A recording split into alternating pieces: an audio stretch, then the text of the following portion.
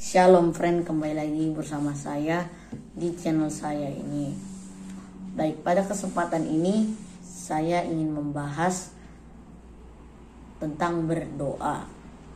Definisi berdoa adalah kita berbicara kepada Tuhan, dan arti berdoa menurut pendapat umum adalah bersekutuan dengan Tuhan, bercakap-cakap atau berkomunikasi dengan Tuhan.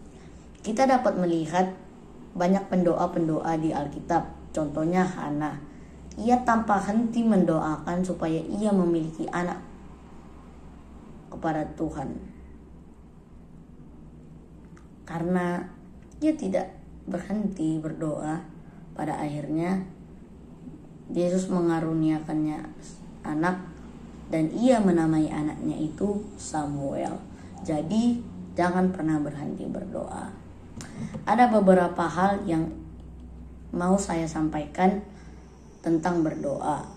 Sekarang kita menguji semua pendapat berikut ini dengan Alkitab.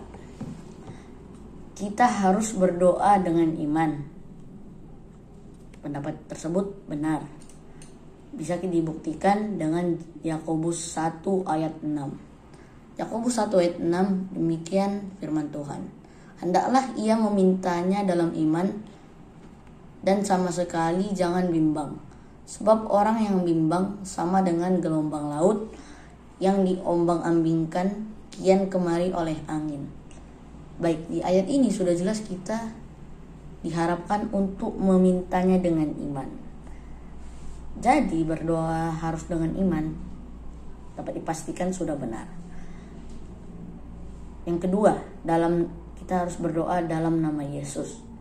Ini juga benar, dapat kita buktikan pada Yohanes 16 ayat 23.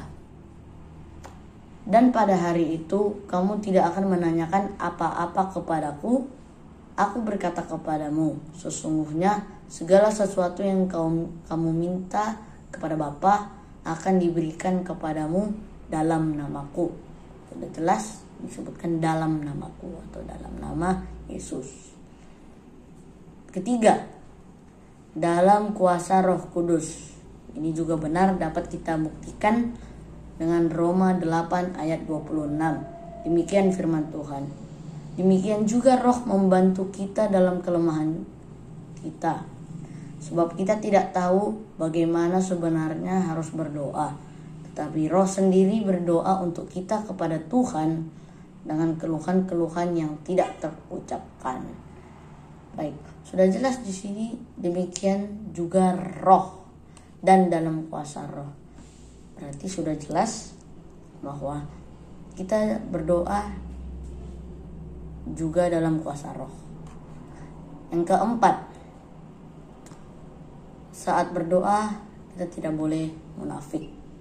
Ini juga sangat benar. Mari kita buktikan di Matius 6 ayat 5 sampai 8. Dan apabila kamu berdoa, janganlah berdoa seperti orang munafik. Mereka suka mengucapkan doanya dengan berdiri dalam rumah-rumah ibadat dan pada tikungan-tikungan jalan raya, supaya mereka dilihat orang. Aku berkata kepadamu, sesungguhnya mereka sudah mendapat upahnya. Jadi janganlah kamu seperti mereka, karena Bapamu mengetahui apa yang kamu perlukan sebelum kamu minta kepadanya. Lagi pula dalam doamu itu janganlah kamu bertele-tele seperti kebiasaan orang yang tidak mengenal Tuhan. Mereka menyangka bahwa karena banyaknya kata-kata doanya akan dikabulkan. Jadi janganlah kamu seperti mereka, karena Bapamu mengetahui apa yang kamu perlukan sebelum kamu meminta kepadanya. Sudah jelas di sini disebutkan supaya kita tidak boleh munafik dan tidak boleh bertele-tele dalam berdoa.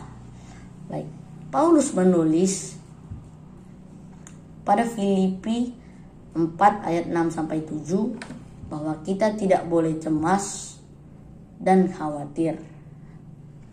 Filipi 4 ayat 6 sampai 7, demikianlah firman Tuhan. Janganlah hendaknya kamu khawatir tentang apapun juga, tetapi nyatakanlah dalam segala hal keinginanmu kepada Allah dalam doa dan permohonan dengan ucapan syukur. Damai sejahtera Tuhan yang melampaui segala akal akan memelihara hati dan pikiranmu dalam Kristus Yesus. Dan juga pada 1 Tesalonika 5 ayat 17, Paulus mengajarkan kita untuk tidak berhenti berdoa. 1 Tesalonika 5 ayat 17, tetaplah berdoa. Sudah jelas. Dan kita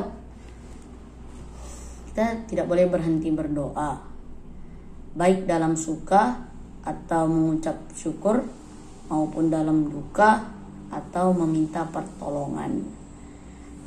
Demikian video saya kali ini, dan khusus pada doa Bapa Kami, saya akan membahasnya pada video selanjutnya, karena menurut pandangan saya topik tersebut memerlukan video khususnya karena merupakan topik yang cukup dalam. Semoga bermanfaat. Maju terus dalam Kristus. Haleluya.